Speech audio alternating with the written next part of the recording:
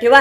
संसार प्रपंच किती जरी काटकसरीनं केला तर मनुष्य त्याच्यामध्ये भिकालाच लागतो महाराज. किती संसार काटकसरीनं करा. एकदा आम्ही कार्यक्रमाला जाऊ लागलो महाराज मुंबईकडं आणि आमच्यासोबत त्यावेळेस आशिष बाया होते. ऐका, आळंदीला आलते योगायोगानं नेलं आम्ही कार्यक्रमाला मुंबईला. सोबत आशिष बाया होते आणि जाताना ट्रॉफिक लागली. तुम्हाला सर्वांना आशिष बाया माहिती ते बघा, तिकडे खोटं वाटत असेल त्यांना विचारा बरं का. ट्रॉफिक मध्ये एक जण भिकारी भीक मागण्यासाठी आला बरं का. आशिष बाया ज्या साईडने बसलेले त्या साईडनं तो भिकारी गेला आणि अशी त्यानं काच वाजवली. आशिष बायाला काच खाली घेतली आणि आशिष भायांना तो भिकारी पैसे मागू लागला. आशिष भायानं खिशातले 5 रुपये काढले आणि त्याच्या हातामध्ये देऊन टाकले. पैशाच्या बाबतीत आशिष भाया फार प्रमाणिक बघा, हा फार प्रमाणिक बघा, लक्षात घ्या. खिशातले 5 रुपये काढले आणि त्या भिकाऱ्याच्या हातामध्ये देऊन टाकले. भिकारी पुढे गेला आणि परत माघारी आला आणि परत माघारी आल्याच्या नंतर आशिष भाया ज्या साईडला बसलेले ना त्या साईडची परत त्या भिकाऱ्यानं काच वाजवली. आशिष भायानं काच खाली घेतली आणि आशिष भायानं प्रश्न विचारला, आता काय पाहिजे? तो भिकारी म्हणला, मला अजून 5 रुपये पाहिजे. आशिष भैया म्हणले, आधीच तर 5 रुपये दिलते ना, पुन्हा नंतर काय करायचे? ते काय म्हणलं माहिती का, आधीचे 5 जे होते ते माझ्यासाठी आणि दुसरे जे देणार आहेत ना ते माझ्या मैत्रिणीसाठी. आशिष भैया म्हणले, कमाल आहे, भिकाऱ्याला सुद्धा मैत्रिणी असतात का? काय म्हणले ते? कमाल आहे म्हणले, भिकाऱ्याला सुद्धा मैत्रिणी असतात का? ते काय म्हणलं माहिती का, तिच्यामुळंच भिकाला लागलोय. बघा आता काय करायचं काय लक्षात घ्या. हा संसार आहे, हा प्रपंच. या संसाराच्या प्रपंचाच्या नादाला कधी लागू नका. आता तुमच्या सगळ्यांच्या माहितीसाठी सांगतो. आता इकडे सगळे उपस्थित आहेत. आमचे आशिष भैया, आमचे माधव सावकार आहे, आमचे सगळे सतीश दादा आहे, आमचे डॉक्टर साहेब आहे, आमचे शेठजी आहेत, मोठे मोठे सावकार आहेत, सगळे उपस्थित आहेत. बघा आता तुमच्या सगळ्यांच्या माहितीसाठी सांगतो बरं का. डॉक्टर साहेब लक्षात घ्या, त्या बाटल्या राहू द्या सध्याच्या, इकडे लक्ष द्या फक्त तुम्ही. आता ऐका, तुमच्या सगळ्यांच्या माहितीसाठी सांगतो. उगाच घरी जायचं आणि घरी गेल्याच्या नंतर बायकोला वजनात म्हणायचं, चाल जेवायला बाहेर. शेठजी कुठं गेले? आहेत ना? हा लक्षात घ्या, आहेत ना बिगुलाल शेठजी? आता उगाच घरी जायचं आणि भाभीला म्हणायचं, चाल जेवायला वजनात म्हणायचं. बघा काय म्हणणार माहिती का, जरा पुढे या ना. वा वा वा वा, या पुढे या दादा. ओ शेठ या पुढे तुम्ही. हा या या या या ना. बरं राहू दे, बरं तुम्ही या. हा या. हा ज्याला बसता येतं ते नाही या. तुम्ही बी असे लांब बसले, तुम्ही या इकडे या. इथे या ना, सावकार या इकडे या ना, या ना. सगळं कीर्तन तुमच्यावर इकडे या. हा लक्षात घ्या. आता सगळे इथं आलेले आहेत ना, तुमच्या सगळ्यांच्या माहितीसाठी सांगतो. आता इकडे लक्ष द्या बरं का. डॉक्टर साहेब इकडे, तुमच्याशिवाय तर मजा नाही. वा वा वा वा. हा बसा खाली. हा आता लक्षात घ्या, तुमच्या सगळ्यांच्या माहितीसाठी सांगतो. उगाच घरी जायचं आणि घरी गेल्याच्या नंतर बायकोला म्हणायचं, चल जेवायला वाढ. बायको वाढणारच बघा, पण वजनात म्हणा. असं आम्ही तुम्ही असं मिळी म्हणता, हे स्मिता जेवायला वाढतेस का गो? मग कशाला वाढून सांगा बरं. वजनात म्हणा बायकोला, चल जेवायला वाढ. बायको वाढणार आणि नाही वाढलं तर तिथून पुढे मग तुम्हाला फुल परवानगी बरं का. असं बाहेर जायचं, जे होईन ते होईल, असा निब्बार बुटाचा जोडा घ्यायचा, जे होईन ते होईल आणि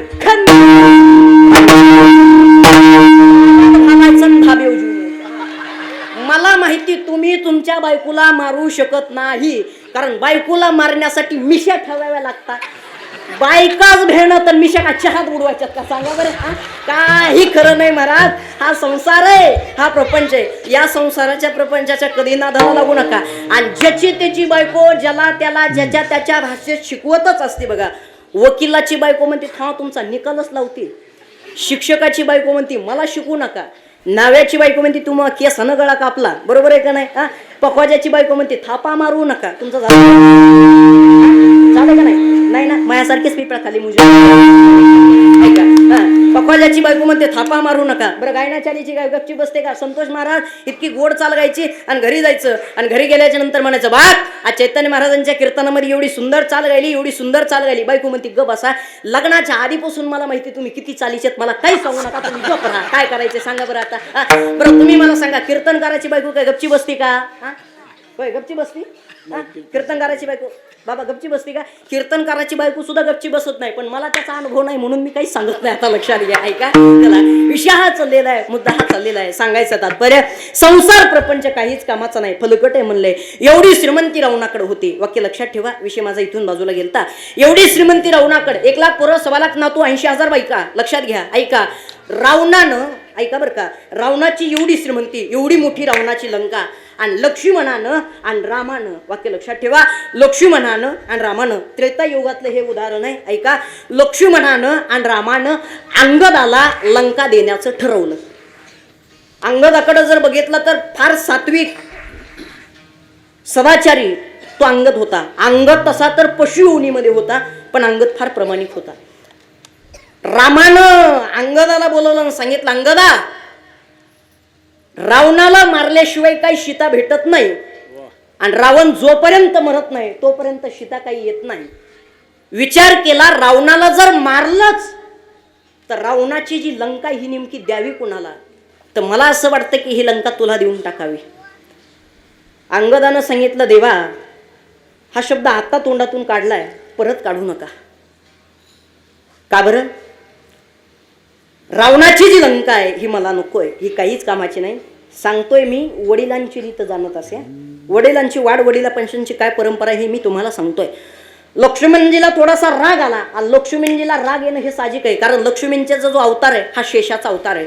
राग आला लक्ष्मणाला आणि सांगितलं, हे अंगदा, अरे वेडायस की काय? अरे बोलतोस तरी कोणाला? थोडस भान आहे का?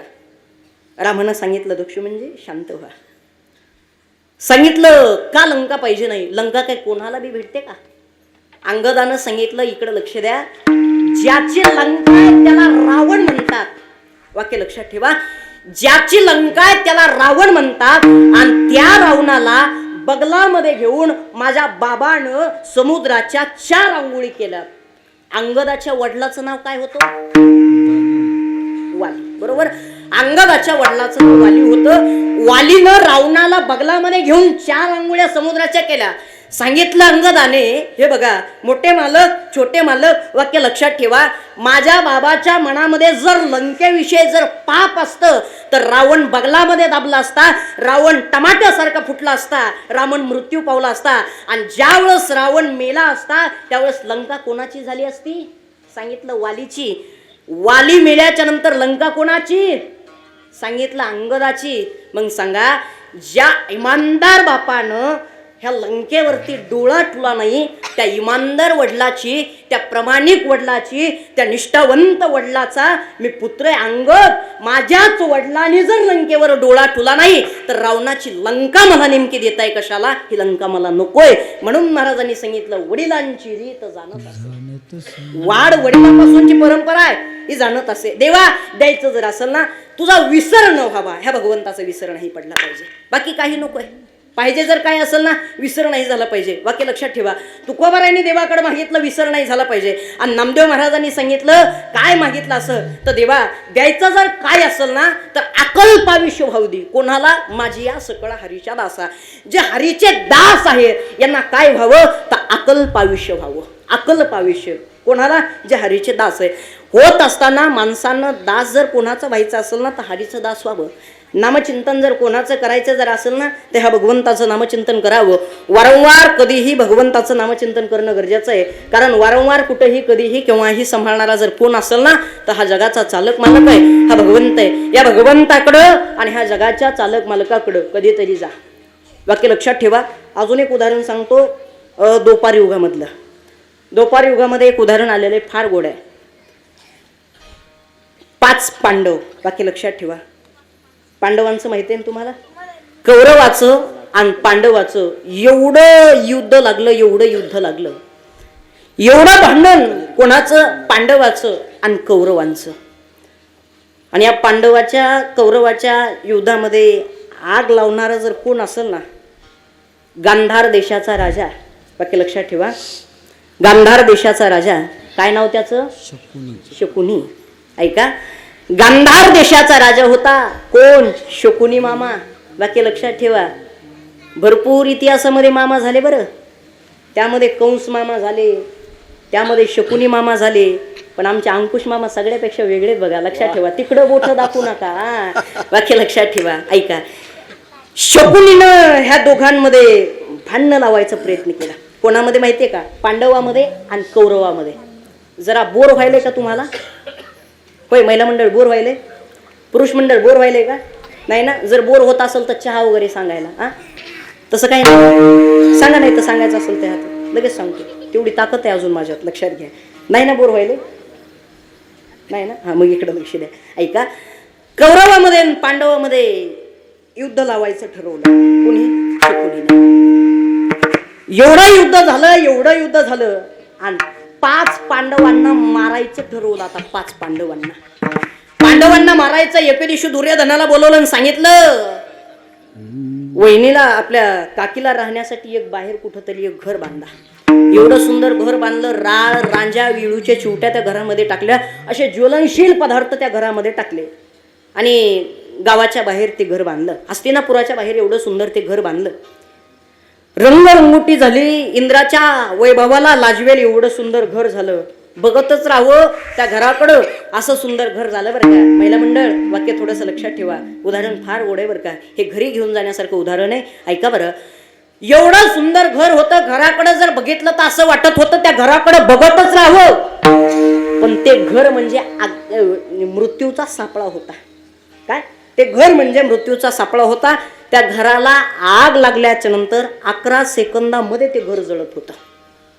11 सेकंदामध्ये ते घर जळत होतं. आणि ते घर राहायला कोणाला दिलं? 5 पांडवांच्या आईचं नाव काय? कुंती माता. एके दिवशी दुर्योधन काकीकडे जातो. काकीला सांगतो, काकी ज्या घरामध्ये तुम्ही राहताय त्या घराची पडझड झालेली आहे. गावाच्या बाहेर सुंदर अशा प्रकारचं घर बांधलेलं आहे. रान रांजा येळूच्या चिवट्या रंगरंगोटी देऊन गोर सुंदर घर बांधलंय. इंद्राच्या वैभवाला लाजवेल असं घर बांधलंय. त्या घरामध्ये तुम्ही तुमच्या लेकरांना घेऊन राहण्यासाठी जा. कुंती माता अधिकारी स्त्री होती. हुकार द्यायची पण राहण्यासाठी काही जात नव्हते. जाण्याचा दिवस ठरवला आणि जाण्याचा दिवस ठरवला त्या दिवशी कुंती माता विदुर काकाकडे गेली. कोणाकडं? विदुर काकाकडं. आणि कुंती माता विदुर काकाकडे गेल्याच्या नंतर विदुर काकाला सांगितलं, काका दुर्योधनानं आम्हाला राहण्यासाठी गावाच्या बाहेरचं घर दिलंय. विदुर काकांना सगळं माहिती होतं.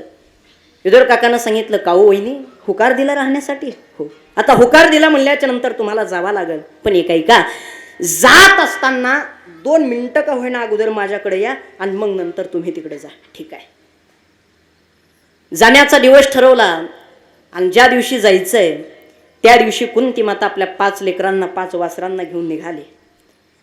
लेकरांना सांगितलं, तुम्ही सगळे इथं थांबा, मी विदुर काकाकडे जाऊन येते. विदुर काका म्हणजे कोण? विदुर काका काही सामान्य मनुष्य नव्हता. लक्षात घ्या. अख्ख्या जगामधला राजकारणामधला 2 नंबरचा डॉन जर कोण असेल तर ते म्हणजे विदुर काका आहेत. राजकारणामधला 1 नंबरचा डॉन जर कोण असेल तर तो पंढरीचा पांडुरंग आहे. ऐका, 1 नंबरचा. पण तरी सुद्धा पंढरीचा पांडुरंग राजकारणातला 1 नंबरचा डॉन असून सुद्धा राजकारणातले पाडे विदुर काकाला विचारल्याशिवाय राजकारणामध्ये पुढं पाय टाकत नव्हता. एवढे अधिकारी होते विदुर काका. आणि विदुर काकांनी आपल्या स्वतःच्या वहिनीला एक श्रीकृष्णाची एक मूर्त दिली. मूर्त अशी पदरामध्ये गुंडाळली आणि राहण्यासाठी गावाच्या बाहेर गेले. त्या घरामध्ये एका कोपऱ्यामध्ये ती सुंदर अशा प्रकारची मूर्त बसवली. पहिल्या दिवशीचा स्वयंपाक झाला.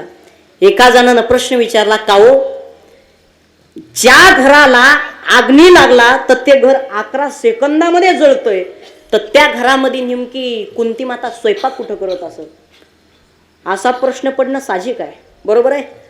असा प्रश्न तुम्हाला आम्हाला पडणं साहजिक आहे. पण लक्षात घ्या, त्या घराला तळमजला होता. त्या तळमजल्यामध्ये कुंती माता स्वयंपाक करायचे. आणि वास्तुशास्त्राच्या नुसार प्रत्येक घराला तळमजला असणं गरजेचं आहे. वास्तुशास्त्राच्या नुसार. आता वास्तुशास्त्र काय माझ्या घरच्या लोकांना लिहिलंय का? नाही. ज्यानं लिहिलंय त्याची सोय बघा. तुम्हाला जर खोटं वाटत असेल तर लक्षात ठेवा, वास्तुशास्त्राच्या नुसार त्या घराला तळमजला असावा. तसा तळमजला कुंती मातेच्या घराला होता. कुंती माता त्या घरामध्ये स्वयंपाक करायची. पहिल्या दिवशीचा स्वयंपाक झाला. सुंदर अशा प्रकारचा स्वयंपाक झाला आणि देवाला भगवंताला निवेद्य दाखवला. भगवंताला निवेद्य दाखवला आणि 5 लेकरांना झोपी घातलं. पुरोचन नावाचा व्यक्ती घर चालण्यासाठी आला. कुंती मातानं बघितलं. सांगितलं होतं विदुर काकाने, तुझा विसर न व्हावा, देवाचा विसर नको पडून देऊ, ह्या भगवंताचा विसर पडून नको देऊ. वारंवार कुंती माता त्या भगवंताचं नामचिंतन करत होती. वारंवार भगवंताचं नामचिंतन करत होती. ऐका, 1 दिवस झाला, 2 दिवस झाले, 3 दिवस झाले, 4 दिवस झाले, 5 दिवस झाले आणि 5व्या दिवशी पुरोचन नावाच्या व्यक्तीला दुर्योधनानं बोलवलं आणि दुर्योधनानं सांगितलं, हे बघ, आज जर तो कुंती माताला जर जाळलं नाही, त्या 5 लेकरांना जर जाळलं नाही ना, तर तुझा सगळा संसार जाळल्याशिवाय मी राहणार नाही. सांगितलं, पूर्वचन नावाच्या व्यक्तीनं सांगितलं, मालक रोज घर जाळण्यासाठी जातोय, पण बाई झोपतच नाही, नेमकं काय करावं?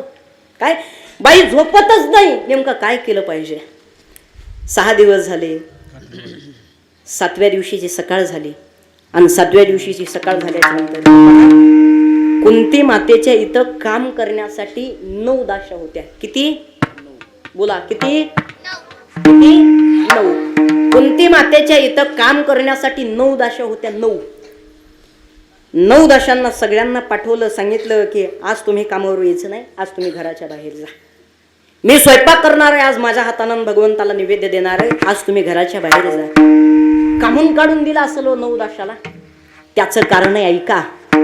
कुंती माताला माहिती होतं 6 दिवसापासून मी जागते, आजची 7वी रात्र आहे, मी आज जागू शकत नाही. आजचा जो दिवस आहे हा काळाचा दिवस आहे आणि आजच्या दिवशी घर जळणार आहे.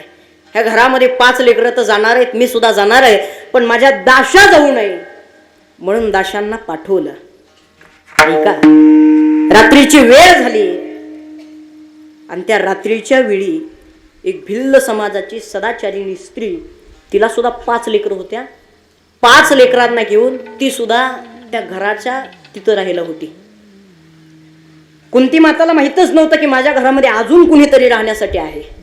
त्या दिवशी नेमकी ती 5 लेकरांना घेऊन ती भिल्ल समाजाची स्त्री तिथं आली आणि रात्र झाली. सुंदर अशा प्रकारचा स्वयंपाक बनवला आणि स्वयंपाक बनवल्याच्या नंतर 5 लेकरांना तो स्वयंपाक दिला. त्यामध्ये कोण कोण होतं माहिती आहे का? भीम, धर्मा, अर्जुन, सहदेव आणि नकुल. तुपामधल्या गावरान तुपामध्ये ती पुरणाची पोळ्या करून दिल्या प्रत्येकाला. एक एक तुपाची वाटी प्रत्येकाच्या समोर ठेवली. पण ऐका, भीम, धर्मा आणि नकुल, सहदेव आणि कोण होता अजून? अर्जुन. अर्जुन, भीम आणि धर्मा हे जे 3 होते, हे कोणाचे होते माहिती आहे का? हे 3 जे होते ना, हे 3 कुंती मातेचे होते. आणि सहदेव आणि नकुल हे कोणाचे होते? कोणाचे होते? हे मादरीचे. हे 2 जे होते हे मादरीचे होते आणि हे 3 जे होते हे कुंती मातेचे होते. पण वाक्य लक्षात ठेवा, कुंती मातेच्या मनात होतं, मला कसं जरी मरण आलं तरी नियतीला कळावं की सख्या लेकरांपेक्षा सवतीच्या लेकराला मी जास्त जीव लावलाय. सहदेवाला आणि नकुलला त्या तुपाच्या वाट्यामध्ये पुरणाची पोळी चुरून दिली. 2 जणांना पुरणाची पोळी चुरून दिली. सहदेवानं प्रश्न विचारला, का गाई, आज पुरणाची पोळी तुपाचं जेवण कशासाठी केलंय? काय कारण आहे त्याचं? कुंती मातेच्या डोळ्यात पाणी आलं आणि सांगितलं, बाळांनो, जी भगवंताची मूर्त जी आपल्या घरामध्ये जी दिसती ना, ही जगतानंद कंद भगवान श्रीकृष्णाची मूर्त आहे. ह्या भगवंताच्या, ह्या जगाच्या चालक मालकाच्या मूर्तीला निवेद्य द्यायचा आहे, याच्याकरता बनवलंय. कुंती मातेच्या डोळ्यात पाणी आलं, भगवंताला हात जोडले सांगितलं, देवा, हा निवेद्य तुला नाही बनवला, पण कसं सांगावं लेकरांना, कोणच्या तोंडानं सांगावं लेकरांना, याच्याकरता मी नाव तुझं दाखवलंय. रात्रीची वेळ झाली, 5 लेकरांना झोपवलं. मध्यरात्रीची वेळ झाली. पूर्वचन नावाचा व्यक्ती खिडकी जवळ आलाय. हातामध्ये मशाल घेऊन पूर्वचन नावाचा व्यक्ती घर जाळण्यासाठी आलाय. कुंती माता जागीच होती. भगवंताचं नामचिंतन करत होती. सांगितलं, देवा, आता जास्त वेळ मी नाही जगू शकत, जास्त वेळ मी नाही जगू शकत, मला झोप येणार आहे आणि पूर्वचन नावाचा व्यक्ती घर जाळण्यासाठी येणार आहे. कुंती मातानं हात जोडले आणि कुंती माताला झोप लागली. आणि कुंती माताला झोप लागल्याच्या नंतर भगवंताला काळजी असते महाराज, भगवंताला जाग आली. भगवंताला जाग आली. जाग आल्याच्या नंतर रुक्मिणी उठल्या. रुक्मिणीनं सांगितलं, काय झालं मालक? सांगितलं, काही नाही, एवढ्या दिवसापासून कुंती माता वारंवार माझं नामचिंतन करते. हा नालायक दुर्योधन, हा नालायक पूर्वचन ह्या दुर्योधनाच्या सांगण्यावरून घर जाळण्याचा प्रयत्न करतोय, 5 लेकरांना जाळण्याचा प्रयत्न करतोय, कुंती माताला जाळण्याचा प्रयत्न करतोय. बोलवलं भालदार चोपदार, बोलवल्याच्या नंतर सांगितलं, जा सुदर्शन चक्र आणा. सुदर्शन चक्र आणलं, बोटामध्ये टाकलं आणि सांगितलं सुदर्शन चक्राला, एवढी प्रमाणे एवढी सदाचारी स्त्री म्हणजे कुंती माता आहे, हे 5 लेकरं जावा नाही, कुंती माता जाऊ नये याच्याकरता सुदर्शन चक्र सोडलं. सुदर्शन चक्र त्या घरामध्ये पडलं, घरामध्ये भुयार झालं. 5 पांडव आणि कुंती माता घेऊन गेले आणि घर जळालं. सकाळी बघितलं तर कळालं कुंती माता आणि 5 लेकरं हे मरण पावलेले. हस्ती कुठं सापडल्या तर हस्ती एका स्त्रीच्या बांगड्यामध्ये सापडल्या. वाक्य लक्षात ठेवा. त्या हस्ती ज्या होत्या ना, हा कोणाच्या होत्या माहितीये का? त्या कुंती मातेच्या नव्हत्या, त्या 5 लेकरांच्या नव्हत्या. भिल्ल समाजाची जी स्त्री होती ना, त्या स्त्रीच्या आणि त्या भिल्ल समाजाच्या 5 लेकरांच्या त्या हस्ती होत्या. वाक्य लक्षात ठेवा. कुंती माताला मारण्याचा किती प्रयत्न केला, कुंती माताला मारण्याचं किती षडयंत्र रचवलं दादांनो, एवढं षडयंत्र रचवलं, पण तरी सुद्धा हा भगवंताचा या जगाच्या चालक मालकाचा विसर नाही पडला. कुंती माता आणि 5 पांडव वाचले. त्याच्याकरता महाराजांनी सांगितलं, देवा मला बाकी काही नकोय, जे तुझे दास आहेत ना यांनाच आयुष्य वाढव, यांनाच जास्त आयुष्य दे. अभंगाच्या प्रथम हा कल्प आयुष्य भावे तया कुळा, अकल्प आयुष्य भावे तया कुळा, अकल्प आयुष्य भावे तया कुळा, अकल्प आयुष्य भावे तया कुळा, अकल्प आयुष्य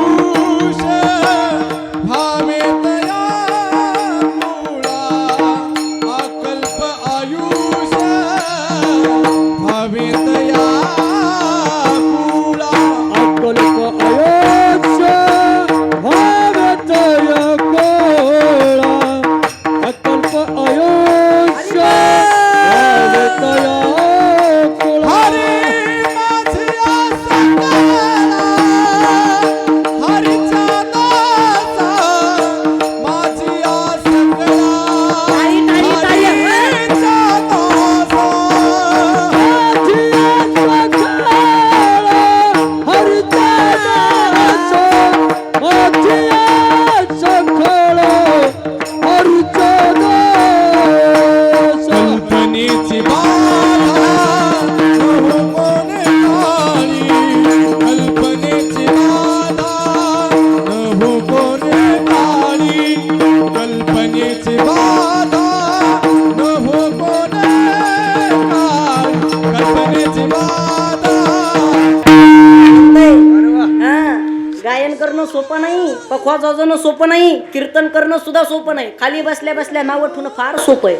आजकाल हे जास्त खाली बसल्या बसल्या नाव ठेवणारे फार आहेत महाराज. हा? नाव ठेवणार लय झाली. हा बरोबर आहे, नावं ठेवणारे लय जण असतात. पण ऐका, वाक्य लक्षात ठेवा.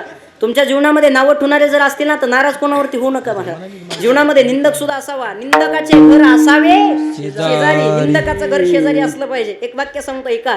जब तक जिंदा हो तब तक निंदा से मत डरो. ऐका हा, जब तक जिंदा हो तब तक निंदा से मत डरो.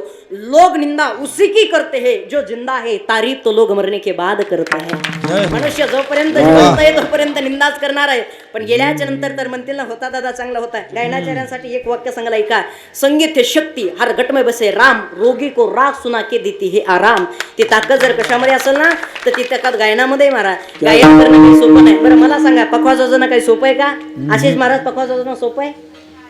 त्यांचे बोट कधीतरी बघा असे बोट फुटलेले असतात महाराज. पखवा वाजवणं सुद्धा सोपं नाही. ऐका हा, महिला मंडळ पुरुष मंडळ तुमच्या माहितीसाठी सांगतो, मी सुद्धा बरं का शेठजी, कीर्तन करायच्या अगोदर 2 वर्ष मी सुद्धा पखवा शिकलो आणि 2 वर्षात 2च बोल शिकलो. कोणचे माहिती का? धागी नत्ता, धागी गीता, बोलू शकलो आणि 2 वर्षानंतर आमचे वडील गुरुजीकडे आले. काय वा 2 वर्षात 2 बोल शिकलो, तरी वा म्हणाले तुम्ही, कमाल आहे महाराज. ऐका, 2 वर्षात 2 बोल शिकलो माहिती. आणि आमचे वडील गुरुजीकडे आले. हे बघा, हे गुरुजी माझे मामाच आहेत बघा. हा लक्षात घ्या. गुरुजीकडे आले आणि गुरुजीला सांगितलं, का हो शिकला का आमचा मुलगा? गुरुजी काय म्हणले माहिती का? तुमचा मुलगा तर शिकला नाही, मला जेवढं येतं तेवढं विसरून टाकला. आता बघा काय करायचंय. मग तुम्ही म्हणता महाराज गुरुजीला जेवढं येत होतं तेवढं विसरून टाकलं, तरी सुद्धा गुरुजी कीर्तनामध्ये पखवाच कसं काय वाजिते? त्यांना लॉकडाऊन मध्ये रियाज केला म्हणून आज वाजिते बघा, बाकी काय नाही बघा. लक्षात घ्या, पखवाज वाजवणं सुद्धा सोपं नाही. मग गायन करणं सोपं नाही. कीर्तन करणं सोपं आहे का? कोण म्हणलं सोपं आहे? इथं येऊन बघा ना कसं होतंय. असं बोलायला जर गेलं तर असं थरथर थरथर होत आहे. आमच्या डॉक्टर साहेबांना विचारा, डॉक्टर साहेब आभार मानत असतात. डॉक्टर साहेब बोलणं सोपं आहे का बरं? नाही, फार अवघड आहे महाराज. अहो इथं जर आलं शेठजी, पुढची जर पब्लिक जर बघितली तर मांड्या सुद्धा इठ्ठल इठ्ठल इठ्ठल इठ्ठल बोलत्या. काय बोलावं, काय सांगावं, कसं सांगावं.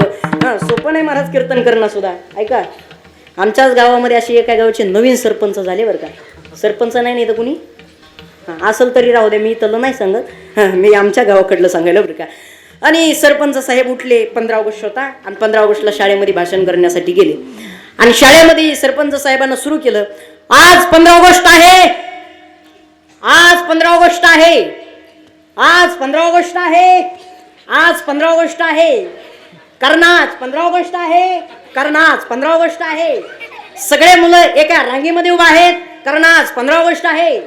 सगळ्या मुलांनी एक सारखा ड्रेस घातलेला आहे, कारण आज 15 ऑगस्ट आहे.